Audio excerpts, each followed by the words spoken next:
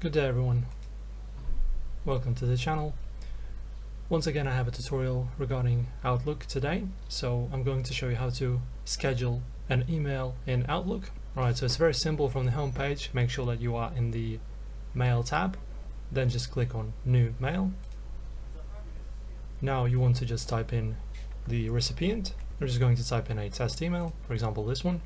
So this is going to be the person you're sending your email to. You can send to as many emails as you want, then enter a subject, then your corresponding text, and after you're done just click on this arrow here and then just press schedule send. Now from here in this window you just want to type in the time you want to send this mail at. You can just click on custom time. From here just choose the date, for example the 5th.